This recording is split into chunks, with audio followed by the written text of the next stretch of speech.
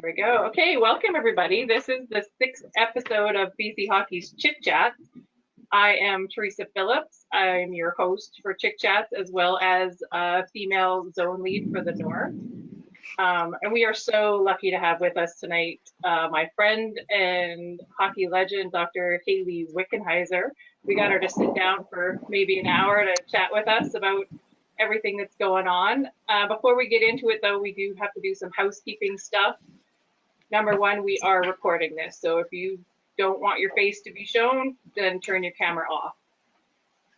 But if your camera is on, we can see you. So that means we can see you throw stuff at your siblings, yell at your mom, all that kind of stuff. So we can see you. Just remember that. We are going to make sure that everyone is muted and just the speakers are unmuted. That reduces all the background noise and stuff. The side chat is where you're going to post your questions, and we're going to try and get to as many as we can in the time that we have. Now I'm going to turn it over. Oh, wow. Sorry, guys. No, that's awesome. I'm going to turn it over to Stephanie White. Stephanie is a director here at BC Hockey, and she'd like to welcome Hayley on behalf of the board. So, Stephanie, over to you. Hi, thanks, Teresa, and hi, everyone.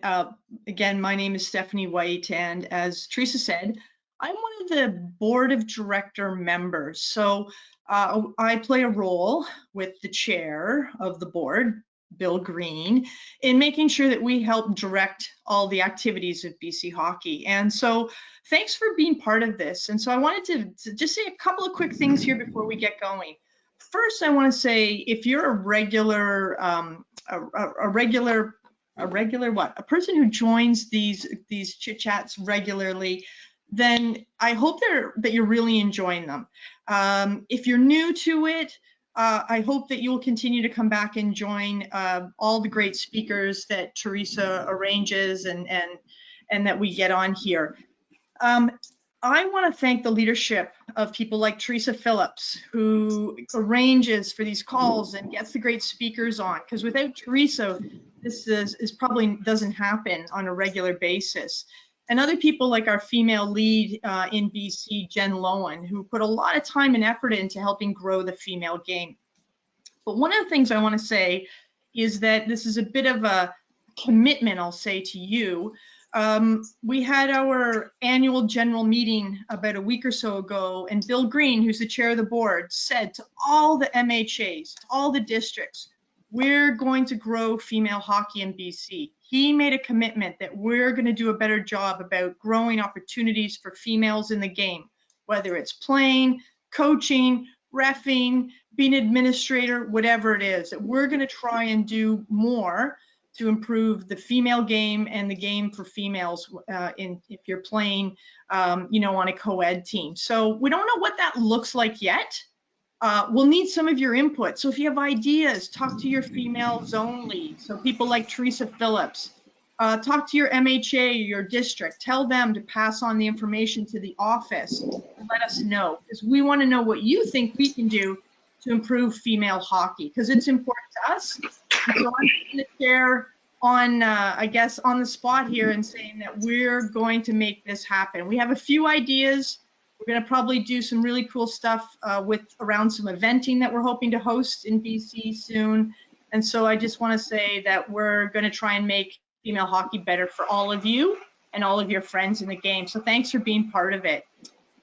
Lastly, I'm now going to turn it over to Teresa so she can give you more time with Hayley. And I would say Dr. Hayley Wickenheiser, because we know now that she's a doctor, but back in the day when I coached, everybody just called her Wick. So I don't need to introduce her. I think you all know who she is. Probably arguably the best player that's ever been in the women's game, but doing great work now in her next career. So Teresa, Hayley, thanks for joining us on behalf of Bill Green and the board of directors at BC Hockey. We appreciate you being here for this event this evening. And I'm pretty sure the board chair is going to try and convince us ways to get you more involved in hockey in BC. So thanks very much. Glad to have you. Teresa, over to you.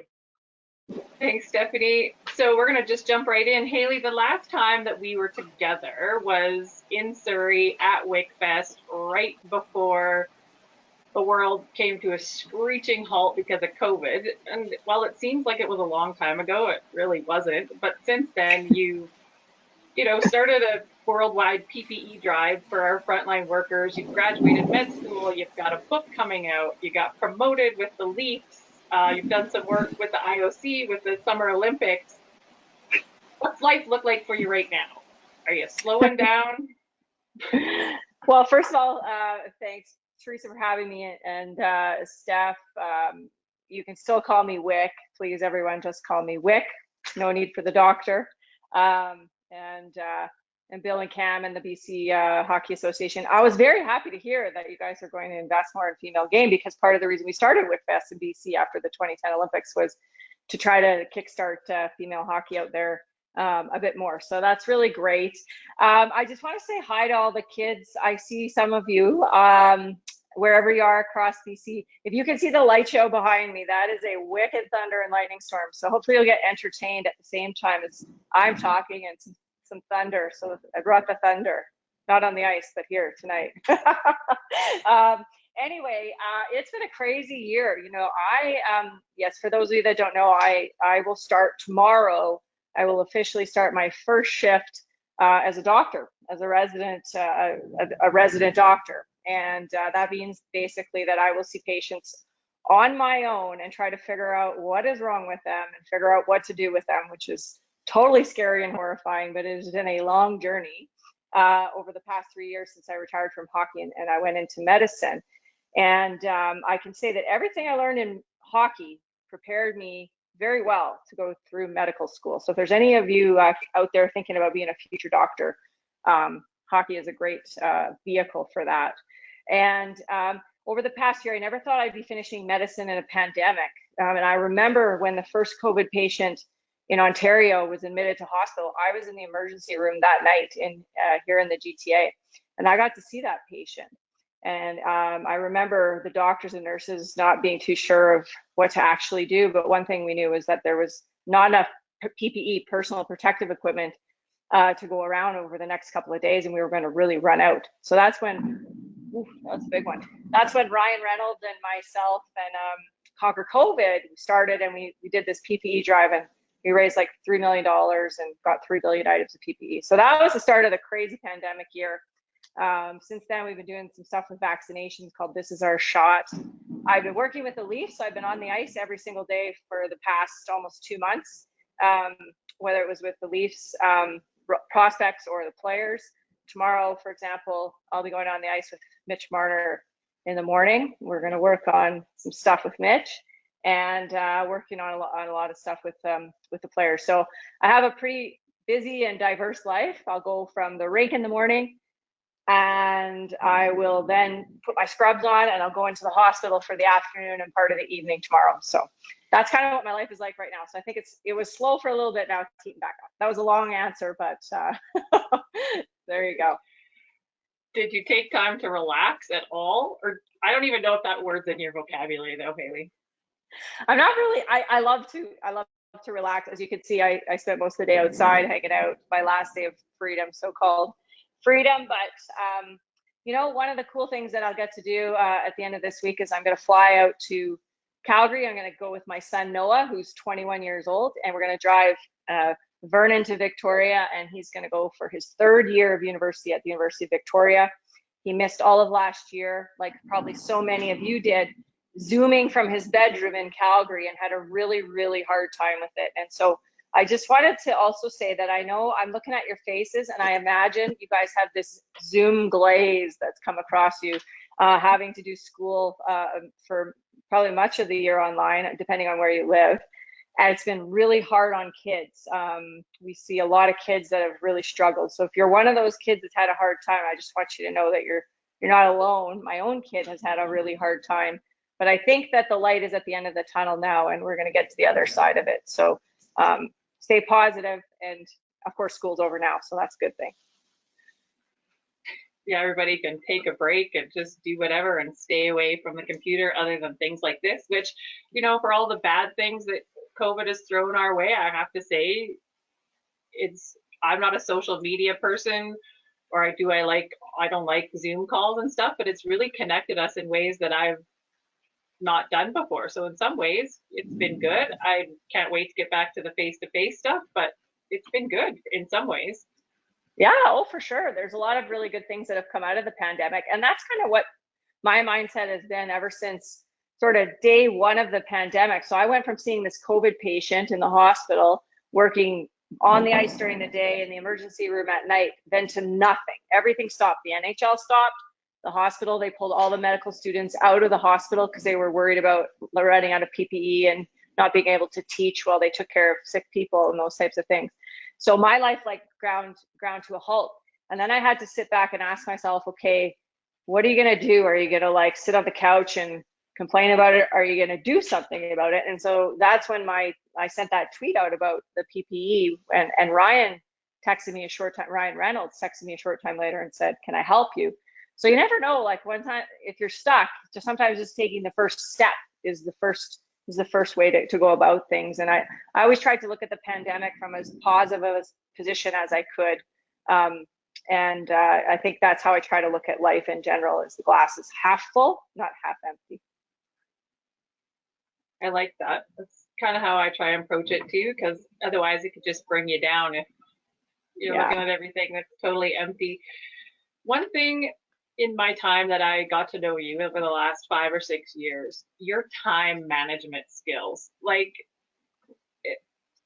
tell us how you manage your time. Like, do you have someone that assists you, or you just are very dedicated and you like in the morning you do your social media and then you do your other stuff and then you come back to social media, or is it just you just deal with it as it comes? Like, give these girls a little bit of time management lessons.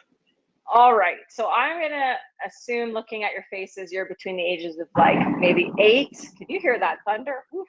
Maybe 8 and I don't know, 15, 16, something like that.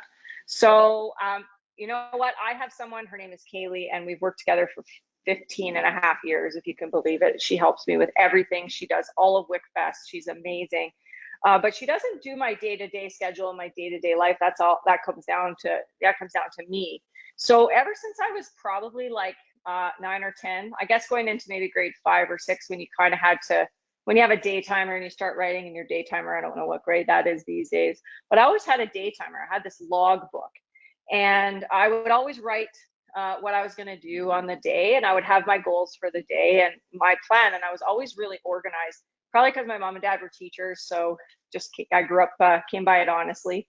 And then when I started with the national team, they made us write on these physical log books, and we had to write every single day what we ate, what our training was, how much sleep, how we felt, you name it. And then at the end of the month, we'd have to mail them in. Probably today you would send them in digitally, but we would mail these logbooks in. We hated doing them, and I found them the other week in my house in Calgary, and I have boxes and boxes, so I could go back to like, I don't know, July 5th, 2002. I could go back to that day and I could tell you exactly what I was doing on that day, because I was very disciplined in filling it out. And so I think being organized for me, one of the things is just making a list and having a plan of what I'm going to do on the day.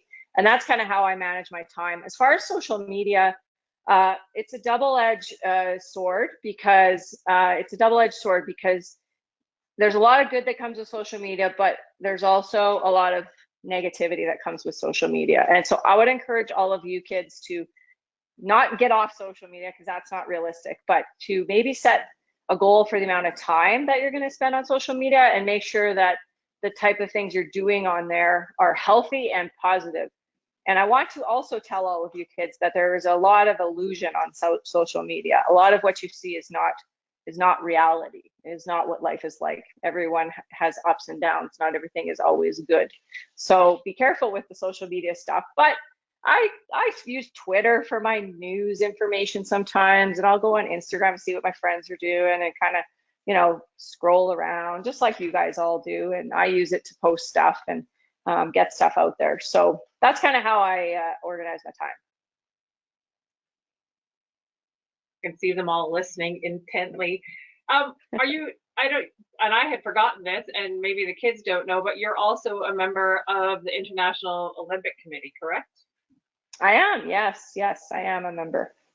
And a little bit in the news with we had a female athlete from Canada who just gave birth to a baby and was told she was not allowed to bring the baby to the games in Tokyo, and you were a bit vocal about that, and I was happy to see that. I mean, no brainer, they're letting her bring the baby, but you did say you were going to give up your spot there for them now that they're going. Are you able to go or not with your commitment to medicine?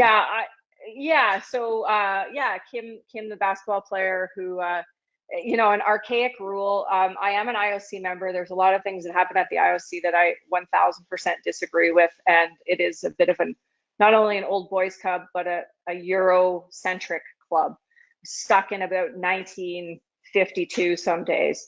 So what is challenging at the IOC is, imagine you go to school and every day in your classroom there's kids that come in your classroom from 150 different countries from around the world.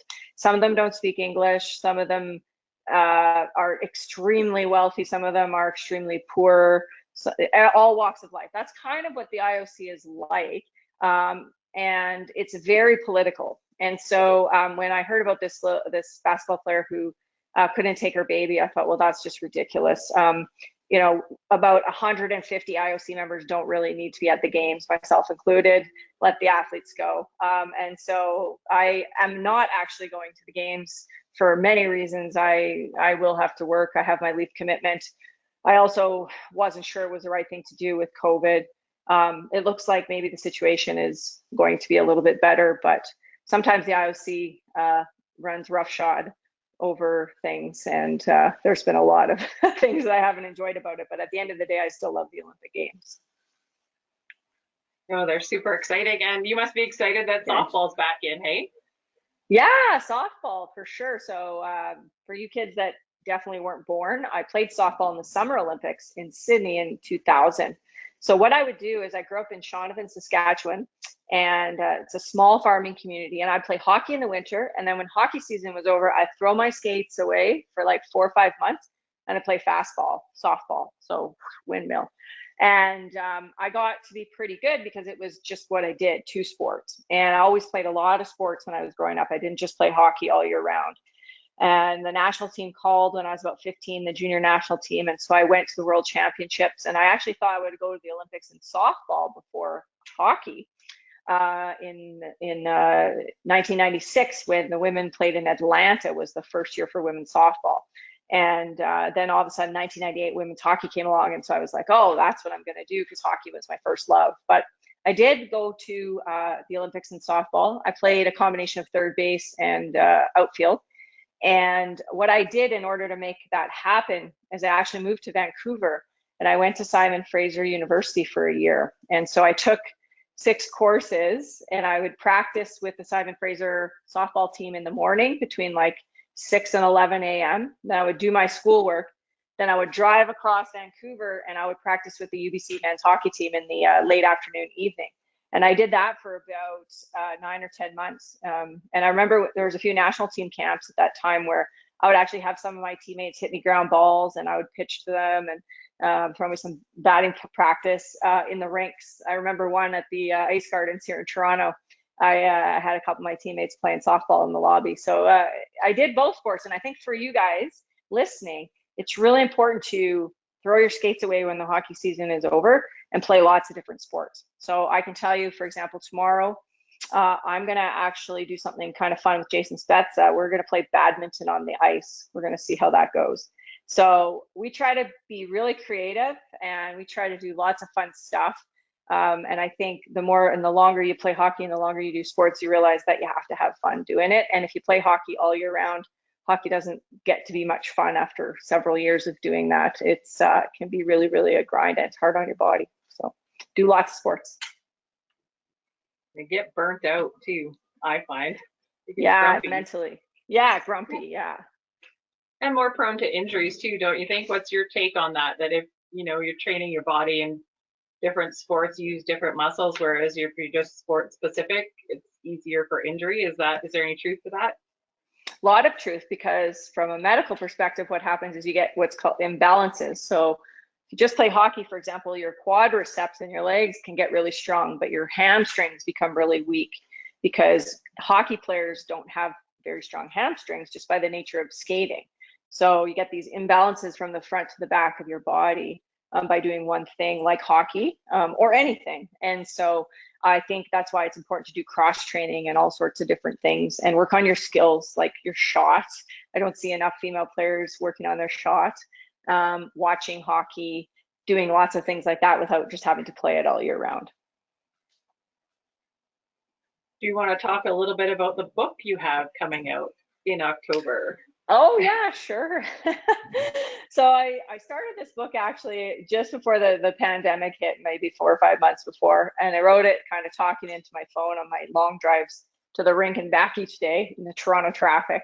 And then the pandemic hit, and the book is called Over the Boards, and it's a bit of a book about lessons that I learned in hockey and a little bit in medicine. I think it would be pretty okay for all of you guys to read it if you were interested. It might give you some ideas about how to get better as a hockey player, or organize your time, or handle pressure and stress and anxiety, stuff like that. That's kind of what I talk about, some of my experiences in the Olympics and some of my teammates through the years and the funny things that we did, some funny stories and stuff like that. So it'll be out in October, I think. I don't even know, Teresa, maybe you know if you can get an advance copy now. I don't know how that works, but if you Google my name and Over the Boards, it'll come up and you'll find out. And yes, you can. Penguin Books. There you go. Go online and pre-order. There you go. Okay. Hey, you guys, so don't forget to use the side chat to type in your questions, and then we can start asking you, and you can ask Hayley some questions, because I'm just about done with my stuff, so then it's your turn. So you guys type them into the side chat, and then we'll come and ask you to talk to Hayley and ask your question. But so Hayley, you've done a lot of things, but what's on your bucket list item? What's something you really want to do that you haven't yet? I definitely want to go to Wimbledon someday. I want to watch Wimbledon because I love tennis. So that would be one of them. I want to ride. I really love road riding with my bike, and so I want to ride. I want to go watch the Tour de France, and I want to ride before and after they do certain stages like Alpe d'Huez. And if you guys are cyclist fans, maybe not, but so I want to do that. I love to travel. You know what? I think right now, don't you guys all agree that, maybe you don't, but I've been flying a little bit lately, but I cannot wait to get on a flight and go somewhere fun and just get out of the routine that we've all lived in. I flew from Calgary to Toronto yesterday, and I've been flying a couple times during the pandemic, and it was extremely busy. So I think people are like chomping at the bit to get out and get a life again. So that's a recent bucket list for me, just to go on a holiday somewhere would be nice. Just to get out of town. Get out of town. Tell the kids something that we might know about you. Like for me, I'm afraid of clowns. People don't know that, but what's something we don't know about you? Oh, I'm claustrophobic. Like when I was a kid, my brother used to like always lock me in small places like the closet. And like, I don't know, he would always be like trying to stuff me in things. He's 2 years younger than me, but I don't know, for whatever reason, he was always trying to lock me in stuff. So I'm like very claustrophobic. Like I probably, if an elevator stopped and I got stuck in the elevator, I would lose my mind. I'd have to go into like my deep breathing and all the things I've learned as an athlete to recover. I play the piano, like badly, but a little bit. And I really love music. My dad was a drummer in a rock band growing up when I was growing up in Saskatchewan. And I used to go into the police station. They used to have their band practice in the police station. They hammered eggshell cartons up as a sound barrier. So we used to go down and lay in the jail cells and listen to them play music and pretend we were prisoners in our little town. When there was no prisoners in there, which was very rare. So Oh, that is a great story. I love that. Yeah. I think we can just turn it over to the kids, Hayley, and let them start asking questions, because this is why we do it, is for them. So do you want to just go through the list and call them out? Yeah, I think actually maybe you should say that, because I can't really see them on my phone too well. Okay. So Oh yeah. why don't you tell them? Okay. You go to me and then I'll Yeah. answer. Yeah. Tanya Zolkowski, I hope I'm saying your last name right. You can go ahead and unmute and ask your question to Hayley, Tanya. I saw a few big eyes. I don't want to do that. Don't be afraid. There's no bad questions, honestly. I'm happy to hear your voices too. Okay, I'll ask her question then. She wants to know who you're cheering for tonight in the Stanley Cup final. I'm not even watching it. How's that? I'm not even watching it. It was so painful. I was in game 7 in Toronto. I was at the game, Toronto, Montreal. And that, there's some wins that you just don't leave you. That one took me a few weeks to get over. Carey Price is unbelievable. My very good friend and one of my neighbors is the assistant GM of Tampa Bay, Stacey Roost. And a very great guy. So I don't have much connection to Montreal, and I don't really like Montreal. So I'll cheer for Tampa. I hope Stacey gets his second Stanley Cup ring so he can rub it in all summer to me. So, but he's a great guy, and I know several of the players on Tampa. My small town boy Braden Coburn played on Tampa Bay. He's from Shaunavon, Saskatchewan. He played last year when they won the cup. So I have a little affinity for Tampa, but not much. And I probably won't watch tonight, to be honest, because I think I know what the outcome's going to be. Tampa's going to win. Yeah. I just don't know if it'll be tonight. That's my prediction. I agree. Yeah. I think Carey Price is from a town near me. Great goalie. Coach Cooper is actually from Prince George, where where Luca and Maddie are from. So I'm gonna let them ask you the next question. All right. Yeah. Hey, Luca and Maddie, do you guys want to unmute and ask Hayley a question? They wrote it. It was something about how do you suggest? Sure, yeah. It was how would you suggest a young competitive player build their confidence in such a game like this, especially with, spring and August tryouts coming up, maybe for a big team? Just how would you gain competitive confidence? Well, that's a really good question, guys. So the way I think you gain confidence is by preparation, in my opinion. So I know you guys, you have these tryouts coming, and you probably haven't. Well, it's been a year since anyone's really played like hockey, right? Like it's going to be weird. You're going to be in the room, and I don't know. It's strange. It's weird for me to go into the Leafs facility and not wear a mask anymore. So there's a lot of adjustments in our just regular life. So and hockey is one of them. I think preparation. So I always believed that the way I would be better than other players and be the best player I could be is if I did all the work I possibly could, so that when the pressure was the highest, I raised the bar so high all the time. So when the pressure was the highest, I didn't feel like I had to do more. I could just relax and play hockey. And I think when you think about that, it's not necessarily, I don't know how old you guys are, but maybe you're not training every day, or maybe you are, but what are you doing every day to improve your game so that when you go to tryouts, you can really rest easy in yourself, knowing, listen, I did everything I could to be as ready as I am. So did I practice my shooting on the drive? Did I watch hockey and try to learn and steal things from players like Victor Hedman and Carey Price if you're a goalie? And did I dream, did I lay in bed at night and imagine myself scoring the winning goal in the Olympics? Did I do all these things? These are all the things that are gonna help you. And was I kind to myself? I'll never forget Tiger Woods once said, you need to be your own best friend because everyone else is going to be really hard on you. And I really took that to heart because sport is a really tough place. People are really critical. I think minor hockey can be tough with parents and stuff. And if you learn to be your own best friend and be kind to yourself when you're young, it's going to help you. The other thing I tell my son all the time, he not so much now when he was younger, is we all get butterflies, we get really nervous. And what I tried to tell him is when he would swim, he was a competitive swimmer. When he'd get on the blocks and he was 12 years old, I could tell he was just, his knees would be shaking, going like this. His knees would be like knocking together, and he'd look over at me and he would do that. And I always said, you're going to be nervous, but you have to imagine your butterflies in your stomach flying in formation. So if you actually close your eyes and imagine that, what happens to you? You actually like relax, you take a deep breath. And that's something that you can use for anxiety just in everyday life is, okay, I'm nervous, get my butterflies to fly in formation. So I think preparation, doing everything that you possibly can, watching a game of hockey, learning about hockey. And then when you go, you have to let it go. You can't think, because when you think on the ice, you're slow. So the best players in the world, they just react. By the time they step on the ice, all the work is already done. You're just going to go out and you're just going to play. And you'll see tonight, if you're watching the game tonight, you'll see it. You watch for the team that's tight. You watch for players when the puck gets on their stick and they look kind of like they're skating in sand or they just can't make a play.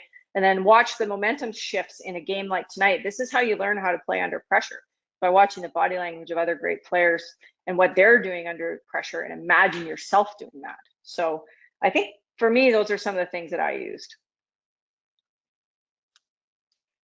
I can see a couple of the girls taking notes here. This is awesome. Okay. Let's and have fun. Tanya. It's not so serious. It is serious and it means a lot. But if you don't have fun, it's not going to help. It really isn't. And I know that's cheesy to say, but the game has to be fun for you. And if it's not fun, then I think you have to ask, do I really want to play? Or what is going on that it's not fun for me? Are my mom and dad in my ear all the time? Is my coach bugging me? Or my team am I not having fun? And do I want to be doing something else? Kind of have to honor yourself and do the best you can to have fun. So someone's asking, will there be Wickfest this year? Yes, we hope so.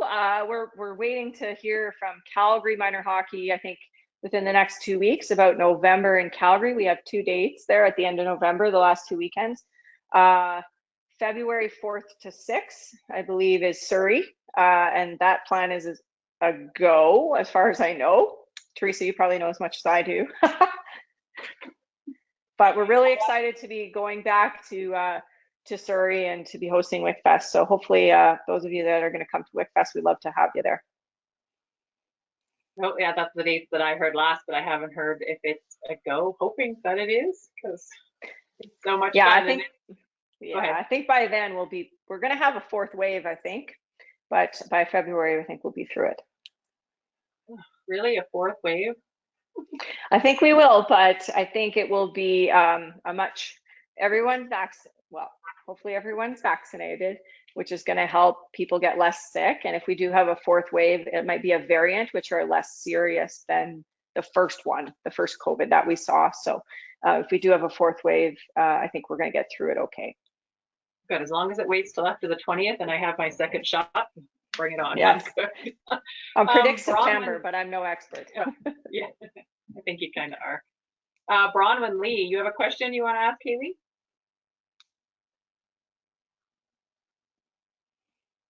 No. There we go.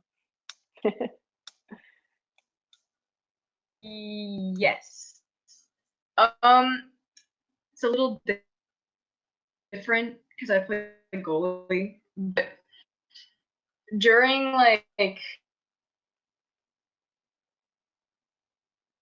Oh, you keep cutting out and muting. Yeah. Did you maybe type it in? How do and then you deal with the pressure? Yeah. Sometimes.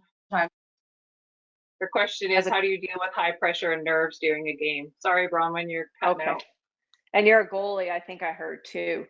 Well, I'm no goalie, and I always thought goaltenders have the hardest job because you're by yourself. You're the last woman standing in there. The weight of the world probably feels like it's on your shoulders.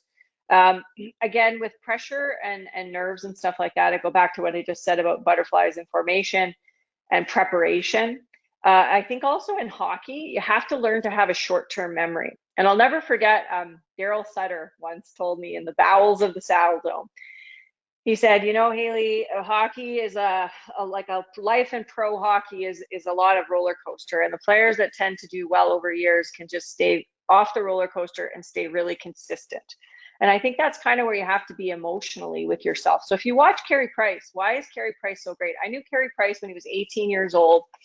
He had the guts. He came to practices in Calgary. I was skating with Jerome McGinley, Martin Jelena, and a bunch of pro players. And I remember he came in his first couple of practices, he just sat in the butterfly position and just did this for an hour. and he didn't move. He was this cocky young guy. And I remember Jerome went up and kind of said, listen, if you're not going to try, like, don't come back tomorrow. And he never came back to our ice sessions. But here he is. And I think one of the things about Kerry that makes him so great is he's so cool and calm under pressure. It's probably just how he's always been, just like, I don't care, I'm here to stop some pucks. So I think sometimes you have to care less. And by caring less doesn't mean you try less, but it allows you to let go of the outcome. So when things aren't going well for me, I learned in my career, kind of halfway through my career, if I'm worried about losing, probably going to lose. But if I'm focused on, okay, next shift, I'm going to get a shot. Next shift, I'm going to enter the blue line from the middle. I'm going to create something from down low. I had very tangible goals in my mind. Like every game, I need to get 8 shots on net. Every game, I need to be able to create 4 scoring chances. And so I would set goals for myself. And so when the outcome, like, oh my God, we have to win the Olympic gold medal, got to be too big, I would sometimes write on my hockey stick words. I would write like jump, easy speed, breathe, explode. I would write whatever word spoke to me in that time. And I would look at it, and I would use my water bottle too. When I came off the ice from a shift, I'd take a drink of my water and I'd spit it out. If you knew me, you'd know I had probably snot always hanging off my. Steph is laughing because she's seen me play mince, so is Mama T there. But I always tried to get rid of it. Because if you hang on to a bad shift or a bad goal, you're never going to let it go. It's going to be like putting more rocks in your backpack. So you got to unload the rocks out of your backpack as much as you can. And that's a way to deal with pressure. Also, just immerse yourself in the game as much as you can. So what I like to do, for example, in the gold medal final of the Olympics, I like to go out, and even though there was no hitting in women's hockey, I would be as physical and as like intense as I could in that first shift. I'd bump someone, I'd yell at someone, I'd get myself right into the game early on. I would just do whatever I had to do to forget about where I was, and I was in the game. And so those are the things that help me. We have a really good question here from a coach about small towns. Stuart Schwab, do you want to ask your question? Hi there, Hayley, and thanks for putting this on Hockey BC for all our young superstars coming up. You mentioned that you came from a small town, Shaunavon, Saskatchewan. I've drove through it many times. I'm up in Hazelton, British Columbia. What did you find were the advantages to growing up in a small town for an athlete, and what were some disadvantages? And particularly what I'm finding right now is a lot of our youth, they're heading to the bigger centers because there's the specialized training and more opportunities in that, but there's a lot of things that those small towns can offer. And so in your experience, what did you find? Well, thanks for that, Stuart. It's an illusion to think. I'll preface this. It's an illusion to think you got to go to the big city to get a chance or to become a better hockey player. I think the small town setup is amazing. First of all, growing up in Shaunavon, I had all the ice time I could ever imagine. I could go to the rink. I could skate for hours. We built a rink in our backyard. I could skate for hours. I know in BC, rinks outside are difficult depending on where you live, but in the wintertime. But we had the access to facilities, a lot of unstructured play growing up in the small town. Didn't have a fancy gym. I had some weights. I had ball diamonds to play on. I had all the things that I needed. And more importantly, I was surrounded by really good people. So I think it's less about the resources and what you have, and it's more about who's around you and the type of access you have to be able to play a lot. I always tell kids, play where you're going to get the most ice time and where you're going to have the most fun, because that's how you're going to develop.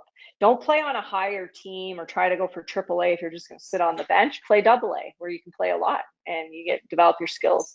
So I think there's this illusion. Everyone has a skills coach. Everyone has a skating coach. Everyone does, wants to pay $400 an hour to go with all these people. That's not what's going to make a hockey player. What's going to make a hockey player is what's inside of you. What do you have? How hard are you willing to work? Not who's going to tell you what to do or these types of things. Of course, they can help enhance that, but it comes down to access again, not necessarily where you are. So I'm a big proponent of small town, and growing up, I loved it. And if I could do it all over again, I wouldn't change a thing for sure. someone who doesn't have a mic, they're asking, what kind of medicine are you going to practice, Hayley?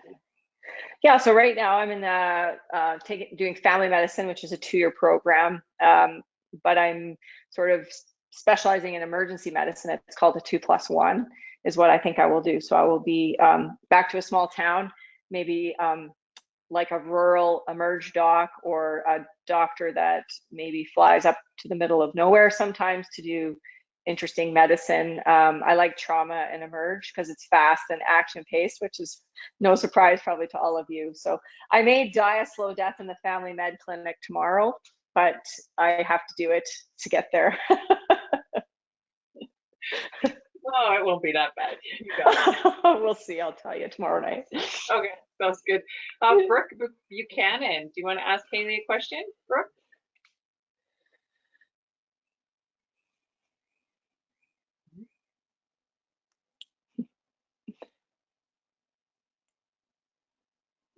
Brooke, are you there? Nope. What Nope. activity? Is she here?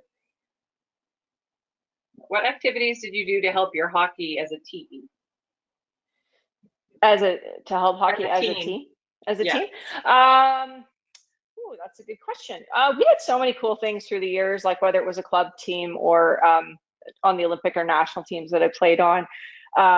You know, first thing I think as a team, to be good as a team, you don't have to like everyone on your team, but you have to probably respect majority of the players on your team. I wasn't best friends with everybody I played with, but I could probably say on one hand over 23-year career, players that I had no respect for, I think I pretty much respected just about everyone that I played with. And that was just because we had really good people through the years, good players and good characters. So so I think so we do fun things. Like sometimes with the national team, I remember a couple times we would like get the coach's credit card, go out and have a big party when we were on the road. So having parties is fun, those types of bonding things. We would do team building things like go into the wilderness. And I know we a couple times we had many camps on military bases where we would do some of the training that our Canada's military did. Some crazy stuff like go up in helicopters and do some stuff like that with the national team. But I think for minor hockey, you know, you can do fun things. You can have like, you know, you can have a barbecue again. We can all get together again. So you can have barbecues, splash parties. You can think of fun things to do like a mountain bike trip. You could do camping trips with your team. I think doing stuff away from the rink really helps when you come together as a team because you get to know your teammates other than just who you see at the rink. And sometimes you're surprised about their lives and who they are, and you become more interested to care about them. And then as a team, you care more about each other. So that's kind of stuff is important. I'm not a really big fan of like forced team building, like let's all sit in a room and sit in a circle. I just think it's cheesy, but I think some of the cool stuff is like real team building where you like do things that you get to really see what your teammates are like. So I know you guys are creative. You'll come up with some TikTok video or something like that and do some fun stuff with it. But those are the kinds of things I think. And then on the ice, we always did a lot of small space games. So a lot of games, I think a lot of battle drills when you go head to head with each other and you see what each other are made of. We did creative training. So like badminton on the ice is one thing. We did a lot of stuff through the years with speed skaters that would come on the ice and we would get taught by them. Yeah, there's a whole host of things you can do, but anything creative that I think is fun and helps you just kind of rip each other. I see that with the Leafs. They sit around and drink coffee and just give each other a hard time. And that's good team bonding too. I'm going to scratch off all the circle stuff that I have for my coaching. Like, hey, no. Oh, no, don't get me wrong. I think team building is really good. I think when you can sprinkle it in for sure. It just, you know, after 18 years and doing it all the time, not when you're in minor hockey, it's okay. Yes. Ashley Klein. Ashley, are you here? Ashley. Yeah. Hey, Go ahead, Ashley. How's it going? Good. Good. You want to ask your question? Yeah. So if you could meet any NHL or Olympic hockey player, who would it be? Well, I've kind of met them all. Well, I shouldn't say them all, but all the ones that I wanted to meet, I think I probably met of this era. But if I could go back in time, I would have liked to, I got to say one modern player that you guys are going to know. So let me think of a modern player that I haven't met yet. I'd like to talk to Kucherov, sorry, if he speaks good English. I think I would like to pick his brain. He's such a great player, and I find him very interesting. So I'd like to talk to him.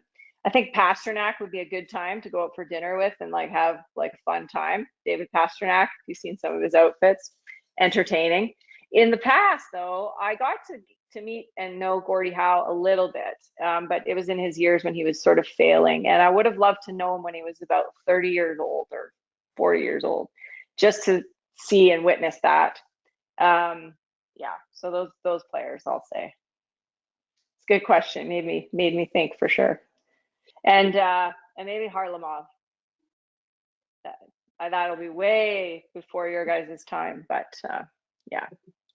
Google it. Yeah. Awesome question. Ava M, are you on here? Do you want to ask Hayley a question? Yeah. My question was, what traits do you believe make a great athlete? Oh, that's a great question, Ava. So the first thing I think of an athlete is the size of your heart, because the heart carries the feet, so to speak. And I've seen a lot of athletes, and it might be a cliche, but it is true. I've seen a lot of athletes with a lot of talent. But if you don't have a heart and soul behind it to back it up, it doesn't go very far, even at the NHL level. Believe me, I see this every day. And so I think that's the number one thing. The second thing is resiliency. So resiliency is the ability to do hard things or overcome hard things or difficult things over time and be able to do it consistently. So the third thing then is consistency, because the best athletes in the world do the right things and the simple things over and over and over again to almost mundane, boring existence. I'll give you an example. His name is John Tavares. He is the most boring guy, but he does everything right every day, meticulously with his game, because he wants to be the best. And that is what makes him so great. Another guy named Sidney Crosby that you guys would know does the same thing. Little attention to details every single day in what you're doing and taking pride in that. You have to love the greatest athletes. You have to love the grind. You have to love the day to day. A lot of athletes don't like to practice. They don't like to go to the rink. They just like to play games. I think over time that kind of catches up with you and you don't have as long a career because you don't enjoy it. If you look at a player like a Nick Lidstrom, and he loved to just be at the rink. He just, Jason Spetz is, I can speak to. He just loves to be at the rink. He'll be there all day long hanging out because it's just what he is. He's a hockey player. So the greatest athletes, then of course you need some skill and some physical ability for sure. But I think you can make up for what you don't have by, God's gifts physically by a lot of using your mind and your heart and your will and outworking other athletes. At this level, at the NHL level, that's what it comes down to. That's really the difference. Most of the teams in the NHL are very similar, but what makes the great teams over years is that consistency and the ability to care about each other and do the little things every day and buy in as a team consistently. Thank you. You're welcome. Okay, we got the Powell River Pitbull team on here. They're a U11 team. Oh, they're all excited now. So you guys pick a spokesperson and ask your question, girls.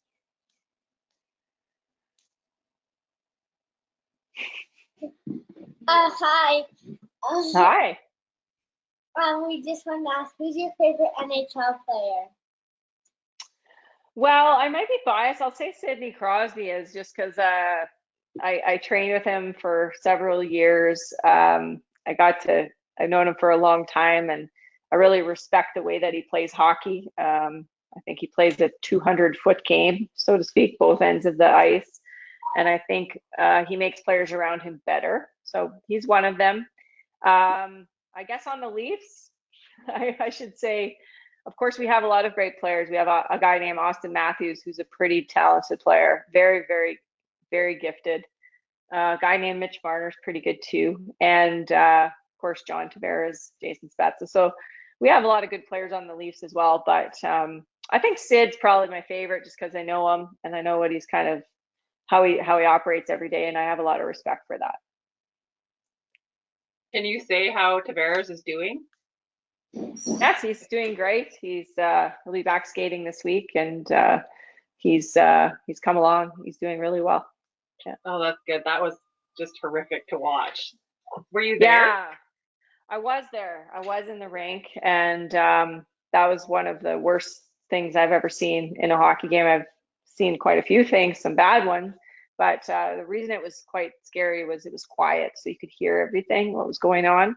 And you maybe couldn't get it on TV, but being there, it was very, very scary. But he was almost okay as soon as they got him to the ambulance, actually. So he did really well. Yeah, he did all right.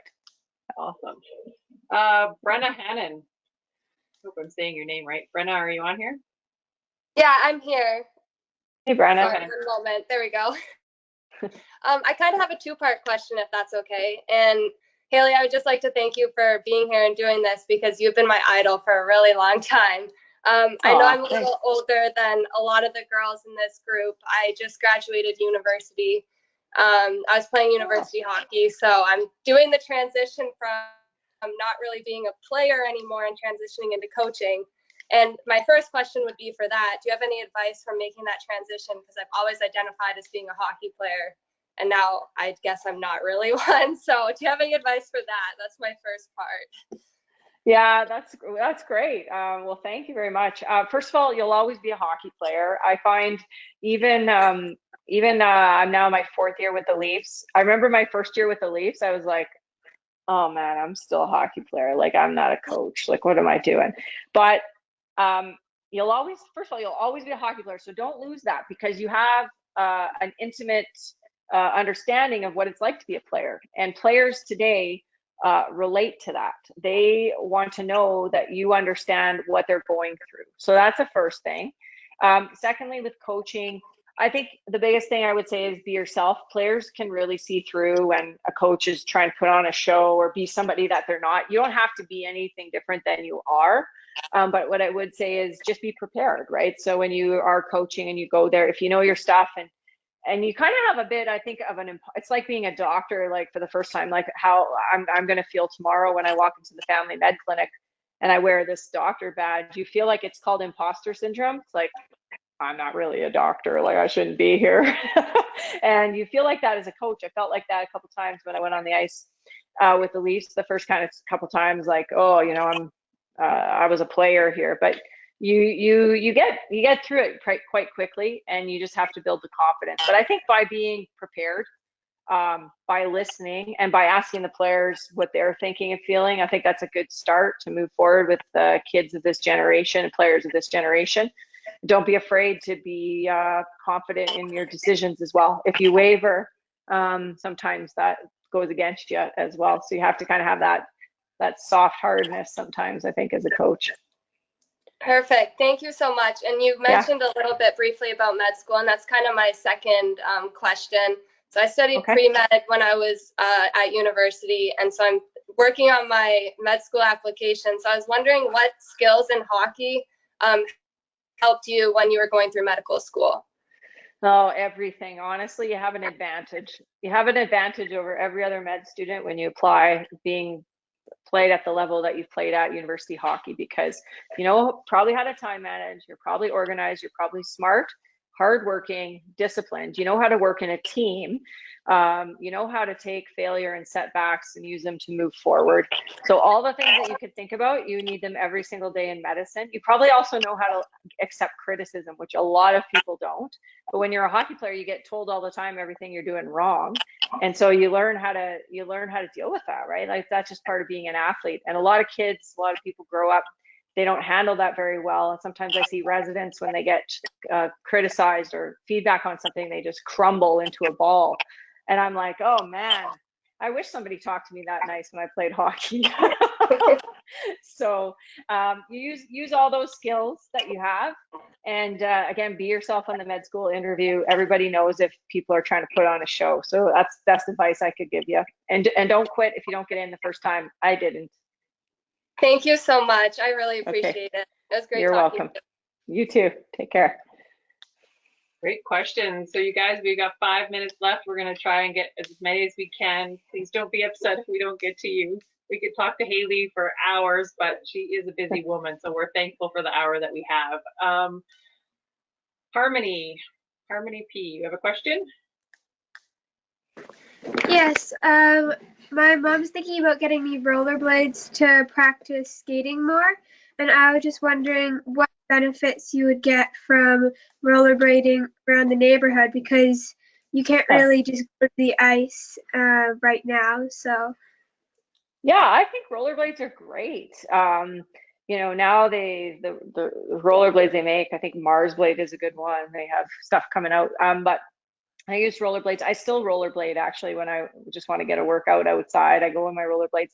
I think they're great just for, playing with the puck or the ball and being on your skates. You're still balancing, even though it's a little bit wider than a blade. I wouldn't worry about wrecking your stride or anything like that. As far as I'm concerned, anything like that is good for kids your age, and you're out there practicing your skills. So I think it's a great idea. And I know in BC, again, you guys don't have as much access to outdoor ice over the winter maybe, so rollerblading is a great option all year round. thank you. Okay, you're welcome. Madeline Honcharuk. Sorry for butchering your last name, Madeline. Go ahead. Hi, Hayley. It's very nice to see you. I'm very excited to be here and to get to listen to you. Hi, Madeline. So I know you've had extensive hockey experience, and I was wondering, when you look back, what is one hockey memory that you can mark as your favorite? Oh, that's a tough one, Madeline. I have a lot of them. I will say, because, well, it's the audience, but it also is true. Winning the gold medal in Vancouver in 2010 in BC was a highlight of my life. I remember when we got our first gold medal of those Olympics, it was Alexander Bilodeau and the mogul skiing. And I walked out onto the balcony. We were playing ping pong with the men's hockey team. It was me and Megan Mickelson against Sidney Crosby and Chris Letang. And we were playing ping pong, and then we were watching the TV. And as Bilodeau won, we all jumped up, and then we were hugging and like jumping up and down like kids. And then we went out onto the balcony, and everyone, you could see the people flooding into the streets of Vancouver. So just the whole Olympics there was awesome. And the men winning a couple days after we did, and just the people seeing all the Canadian flags and the people in the streets. The power of the Olympics is incredible. I was inspired by the '88 Olympics in Calgary. I wanted to be a ski jumper. I watched a great Finnish ski jumper by the name of Matti Nykänen, and I wanted to be just like him. So that's where my dream was born about the Olympics. But Vancouver will definitely always be up there. I was lucky enough to be there too, and it was unbelievable. Like, if you ever get the chance to go as a spectator, I mean, even better if you're an athlete, but as a spectator, take it, because I can't even describe how awesome it was. Maybe it was better because it was in Canada and in BC, but it was amazing. So one last question, and to wrap it up, we're gonna go to Isabel Menzies, and sorry, I can't say the other name. Ayiko? Yako. Yako. Okay, go ahead, girl. Thanks. I'm going to ask the question because Isabel's a little bit embarrassed here, but I'm a mom of 2 girls that play hockey, and I just have appreciated so much you, Hayley, as a role model for them. And I was just wondering who your female role models were growing up, not necessarily hockey players, but just for life. Well, thanks for that. I think it's Yako asking the question, Mom. You know what, to be honest, guys, I didn't really have female role models. My dad told me about this great Saskatchewan athlete. Her name was Diane Jones-Konahowski. She was a heptathlete. I think I can see some of the older folks shaking their heads like, yes. Cam's like the thumbs up. She was great athlete, and became actually, I got to meet her in Calgary. She became a mentor of mine. She helped me with my first sponsorship that I got, which was $500 from the Hard Rock Cafe in Calgary. She helped me put together my portfolio for it. It was such a big deal. I was like 16 years old. But I didn't know about any other female athletes other than her and Steffi Graf, the great tennis player. So I would go on the backboard in our town, and I would hit the ball back and forth like I wanted to be Steffi Graf. But other than that, I looked up to the Oilers of the 1980s, 70s, 80s, 90s, Gretzky and Messier and those guys, because I didn't have female hockey players. So you guys are really lucky that there's a lot of female athletes now that you know that are household names, not just in hockey, but other sports. And we still have a ways to go, but I think it's come a long, long ways. And I'm not really too big of a believer in see it to be it, because, well, quite frankly, I know a lot of women that have made it without seeing anything, but I think you do have to have mentors along the way. Great female, it doesn't hurt to have great female athletes to look up to and to open doors. So for you young girls, when you become my age or younger than me, or much younger than me, you're gonna have a professional women's hockey league to play in, and you're gonna be able to make money playing hockey. So I want you to actually really believe that that's going to be a real thing, because it is going to be a real thing someday, and you guys are going to have that opportunity. And I think wherever you want to go in hockey, whether it's refereeing, administration, like Teresa and Stephanie are doing, you want to coach, for example, all of these things, there's real paying opportunities now. There's actual jobs out there. You want to be a nutritionist for the Leafs. Our nutritionist is a female. Our psychiatrist is a female. There's like so many opportunities. So the sky's the limit in hockey. It's only going to get better. And I hope that you just enjoy the game, because one day when you're old like me and you're looking back, you'll still wish you were being an athlete instead of starting your first day of residency tomorrow. Oh, well, on that note, thank you so much, Hayley, for coming on. I appreciate your time, my friend. Good luck tomorrow. Looking forward to WickFest this coming season. And so, guys, this is something we do at WickFest. If you were on the virtual WickFest, I want you guys all to unmute your mics and say thanks to Hayley and say goodbye, and then we'll peace out. Thanks, Hayley. Talk to you soon. All right. Thanks, Teresa. Great job. Thank you. You're Bye-bye. doing great things. Thank Okay, you. bye. Thank you, Hayley. Bye. Awesome talking. All right. Thanks, guys.